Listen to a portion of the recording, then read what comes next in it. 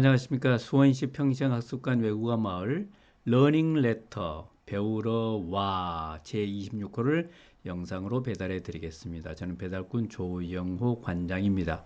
이번 호의 주제는 한국 엄마, 미국 엄마입니다. 육아법에 대한 얘기를 하려고 합니다. 밑에 EBS에서 방송된 한국 엄마의 모습, 미국 엄마의 모습이 보이죠. 예, 배움으로 삶을 가꾸는 사람, 한국 엄마, 미국 엄마 얘기입니다. EBS에서 2012년 4월 3일 다큐프라임의 마더 쇼크에 대한 주제를 다루었습니다. 여기서 재미나는 실험이 있었는데요. 한국 엄마 10사람, 그리고 미국 엄마 10사람과 함께 아이들의 단어 맞추기 게임을 하는 그런 실험입니다. 아이들이 단어를 보고서 단어 퍼즐을 맞추는 건데요. 보시면 나무젓가락이 있지 않습니까? 이걸 막 글자를 섞어 놓고서 이 나무젓가락이라는 글자를 만들도록 하는 것이죠. 해오리 열차도 있고 좀 글자가 많은 금동 미륵보살 반가 사유상 이런 게 있죠. 이걸 뒤집어 놓고 찾아서 맞추라 그러면 쉽지 않을 것 같습니다. 미국 아이들은 영어 단어 퍼즐을 맞추는 거죠.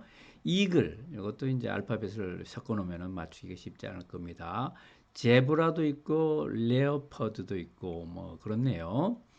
자, 엄마들은 아이들의 단어 실력 테스트인 줄 알고 옆에서 지켜보고 있습니다. 사실은 지켜보는 엄마들의 태도를, 엄마들의 행동을 관찰하는 게 이 실험의 주 목적이었습니다. 그런데 한국 엄마들과 미국 엄마들의 태도가 상당히 다른 데서 충격을 주었지요. 어떻게 다른가 잠깐 볼까요? 네. 자, 아이들이 단어 퍼즐을 맞추는데 어려워하고 있습니다. 그걸 보는 엄마들의 안타까움은 말할 수 없지요. 지켜보다가 한국 엄마들이 이내 이제 끼어들기 시작하죠. 야, 이렇게 한번 해봐라. 반대로 하면 어떨까? 이렇게 조언도 해주기도 하고요. 아니, 옆에 있는 단어를 뒤쪽으로 넘겨서 반대로 완전히 뒤집어 봐. 이렇게 직접적인 조언을 하기도 합니다. 이게 한국 엄마들의 대부분의 모습이었어요. 그런데 이제 미국 엄마들은 어떻게 하나 볼까요? 네. 미국 엄마들도 아이들이 얼른 단어를 찾지 못하는 모습을 보고 초조하기는 마찬가지죠. 야, 미국 엄마 이거 꿋꿋하게 침묵을 지키고 있는데요. 근데 미국 엄마도 끝까지 참지 못하네요. 아프리카 같은 곳에서 사는 곳이라는 힌트를 넌지 주네요. 네. 그러면 이제 아이가 표본 맞아요? 아니죠. 맞은 것 같기도 아니고 자신이 없어 보이죠. 그런데 이때 미국 엄마의 태도를 볼까요? 난 말해주면 안 돼. 이렇게 해서 엄마의 역할을 지키고 있네요. 사실은 실험하는 사람들이 엄마들은 개입을 하지 마라. 이렇게 지시를 처음에 내려준 상태였습니다.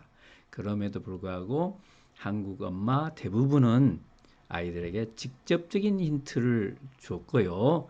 미국 엄마 대부분들은 간접적인 힌트에 그쳤다. 뭐 그런 얘기가 되겠습니다. 우리 엄마들은 뭐 성질이 좀 급하다고 할까요? 너무 애정이 넘친다고 할까요? 아이들의 일을 깊숙이 관여해서 심지어는 대신해 주는 게 많지요. 영상이 나오는 어떤 엄마는 아이가 중학생인데 학교 갔다 오자마자 아이의 가방을 받아가지고 스스로 가방을 다 뒤져보네요. 이 엄마는. 그리고 이제 속에 있는 물건들을 꺼내는데 촬영팀에서 왜 가방을 뒤져보냐 했더니 통지문이 학교에서 나오는데 아이한테 맡겨놓으면 이걸 꺼내놓질 않는다. 그래가지고 마감이 있는 것도 놓치고 뭐 이런 일이 벌어졌다 해서 엄마가 직접 챙기는 거예요. 지금도 뭐가 나와 있네요. 네, 통지문이 있는 것 같습니다. 통지문을 이렇게 들어서 보여주면서 이거를 그냥 가방 속에 쳐놓고서 맨날 며칠 보여주지 않는다. 엄마인 내가 챙기지 않으면은 이거 큰일 난다. 뭐 이래서 챙기는 것 같아요. 조금 더 어린애들 볼까요? 어린애들 이제 학교 등교할 때, 얘는 7살쯤 돼보는 아이인데요. 엄마가 이제 유치원에 보내기 위해서 특히 맞벌이 엄마 같은 경우는 아침 시간이 굉장히 귀한 시간이죠. 굉장히 조급한 시간인데 아이들이 알아서 빨리 안 하니까 여기 보시는 것처럼 이제 칫솔 일도 직접 해주고 그러죠. 근데 이제 여기서는 영국 가정을 보는데요. 같은 7살인데 영국 아이는 스스로 이를 닦고 있고요. 이 정도가 아니고 사실 이 영국 7살 아이는 자기 일이 있어요. 그래서 문을 열고 나가서 배달된 우유를 들여오는 게 또 일이랍니다. 자기 이빨 닦는 것을 넘어서 집안일도 돕고 있네요. 시간 맞춰서 가는 일은 자신의 일이죠. 자신의 일이요. 예, 지금 우리 시대에 정말 중요한 자질, 중요한 덕목이 자기 주도성이라고 합니다. 인생을 스스로 개척해 나가는 것이죠. 또 마찬가지로 스스로 책임도 지는 것을 자기 주도성이라 그러는데 자기 주도성이 중요하다. 자기 주도성을 길러야 된다. 자기 주도성을 어떻게 기를 것인가 이런 논의는 많이 있는데 실제로 엄마들이 실제로 가정에서 실제로 부모들이 아이의 자기 주도성을 기르고 있는지 한번 반성해 볼 수 있는 그런 EBS의 방송이었습니다. 정말 미래 아이들은 어떻게 살아나가야 될까요? 정답이 있는 사회가 아니지 않습니까? 그래서 스스로 결정을 하고 스스로 책임을 지고 스스로 어려움을 딛고 일어서고 뭐 이래야 되는데 우리 너무 다 챙겨주고 너무 이끌고 가거나 너무 지시를 하고 이런 게 아닌지 모두가 그러진 않겠습니다만은 우리 엄마들이 너무 우리 가정이 너무 조급해하는 것이 아닌지 이런 생각이 드네요. 정말 어릴 때부터 훈육을 잘 해서 정말 당당한 인격자로서 삶의 주인으로서 살 수 있도록 이제 해야 되는데 훈육에는 크게 두 가지가 있는 것 같습니다. 하나는 결과 중심적인 훈육이고요. 하나는 과정 중심적인 훈육인데 어른들은 살아봤지 않습니까? 어른들은 또 여러 가지를 살펴보고 예측하고 할 수가 있지 않습니까? 아이들이 지금 일어나서 학교에 서둘러 가지 않으면 지각하고 그러면 학습도 못하고 문제가 많은 걸 알기 때문에 미리미리 하도록 얘기를 하고 안 하면 엄마가 직접 해주고 너는 가서 학교 가서 공부만 하면 돼. 뭐 이렇게 해줄 수가 있는데 그렇게 하는 게 결과 중심적인 것이죠. 미리 정답을 아는 사람들이 그걸 가르쳐 주고 지시를 하고 경우에 따라서는 대신해 주고 그리고 안 되면 체벌을 하고 이제 이런 과정입니다.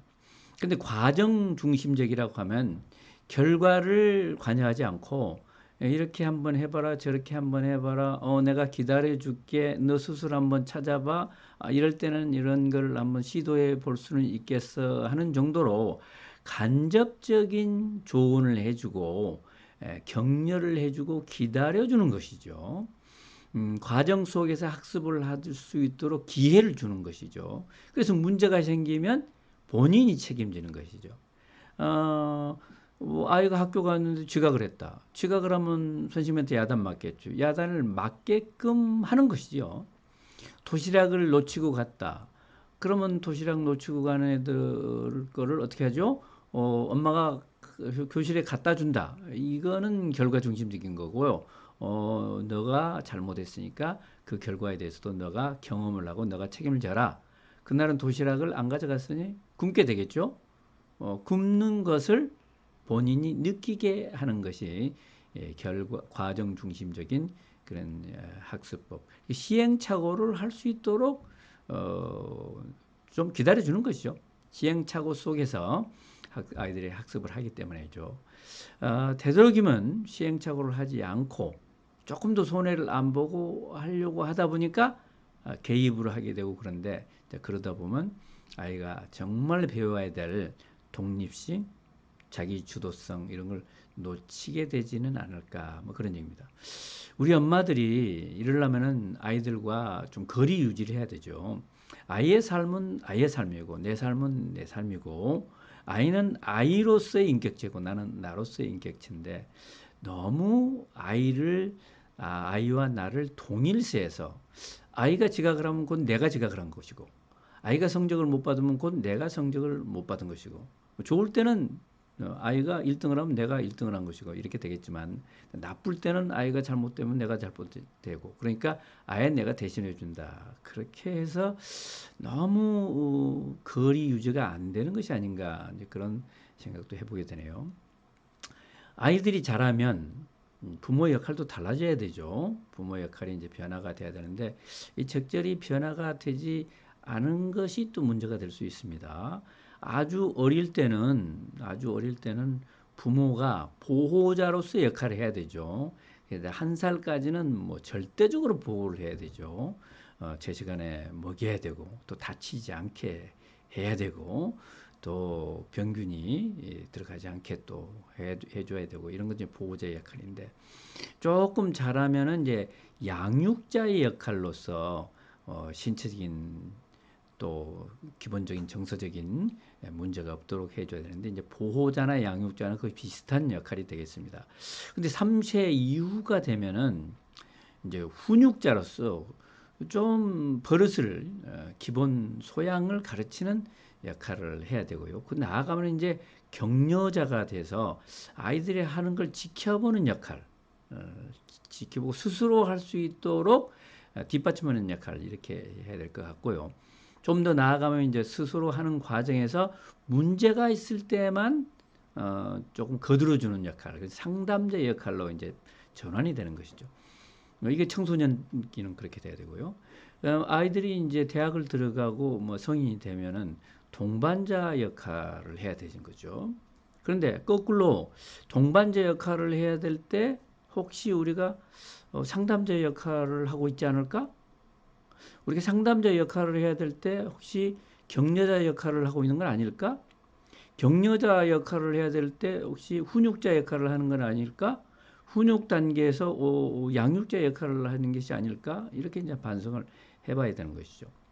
아이들이 학교 들어갈 때 7살부터는 격려자로서의 역할, 본인이 해보고 또 문제가 있을 때 그것을 겪어보고 거기서 반성을 해보고 할 수 있도록 기회를 줘야 되지 않을까 그런 생각을 해보는 것이죠. EBS에서의 마더 쇼크의 메시지를 사실은 제가 대신 전달해드리고 있습니다. 예, 쭉 넘어가겠습니다. 자, 이렇게 해서 우리 양육법에 대해서 생각을 해봤고요. 조용호 관장의 좌우지간 어록을 정리해 보겠습니다. 존 가트맨 미국 워싱턴 대학 심리학과 교수님이 이런 말씀을 하셨어요. 부모 역할은 사랑만으로는 부족하다. 사랑하는 방법을 배워야 한다. 좀 절제할 때는 절제하고 기다릴 때는 기다리고 이르라. 이런 말씀 같습니다. 자기주도성이 중요하다 말씀을 드렸는데 스티븐 코비가 성공하는 사람의 7가지 습관에서 자기주도성을 이렇게 정의했어요. 자기주도적이라는 것은 스스로의 삶에 대해 책임을 져야 한다는 뜻이다. 우리의 행동은 우리가 하는 의사결정에 의한 것이지 결코 우리를 둘러싼 여건들에 의해 좌우되는 것이 아니다. 우리는 감정보다 가치를 우위에 놓을 수 있다. 나의 가치를 생각하고 나의 가치에 맞춰서 내가 결정하고 결정된 바에 따라서는 내가 책임을 진다. 이런 것을 어렸을 때부터 기를 수 있으면 좀 참 좋을 것 같습니다. 여러분 평생학습관 홈페이지에 들어오고 계시죠? 정말 인문교양 프로그램, 문화예술 취미 프로그램, 그리고 함께 사는 여러 가지 프로그램들, 컴퓨터에 관한 거 등등으로 많이 있습니다. 여기에는 온라인으로 어린아이와 집콕 놀이법 수업도 있고요. 요즘 온라인 강의가 참 많이 있습니다. 또 행복을 전달해주는 행복을 만들어준 물건 정리법, 또 클래식 기타 앙상블 이것도 온라인으로 하고 있네요. 이런저런 강좌들이 있고요. 또 뭐가 있을까요? 예, 일상의 그 장식, 또 반려식물 얘기, 반려 나눔을 할 수 있는 여러 가지 사물과의 관계 맺기, 이거 참 재밌겠는데요. 또 과학으로 풀어보는 발효 이야기, 예, 발효식품이 좋다고 하는데 예, 과학적인 지식이 있으면 더욱 잘 이용할 수 있을 것 같습니다. 지금 1학기 수업이 진행이 되고 있는데요. 정말 다양한 수업이 예, 많이 있습니다. 대면으로 할 수 없는 것들은 비대면으로 또 하고 있고요. 또 소규모 대면 수업도 있고, 또 공동체 활동, 동아리 활동도 일부 이루어지고 있지요. 평생의 습관 꼭 찾아주시고요. 자, 오늘은 여기까지인데요. 좋아요 눌러주시고, 구독 신청해 주시고, 또 다음 주에 또 다른 토픽으로 여러분과 함께 대화를 나누겠습니다. 여러분, 오늘 감사합니다.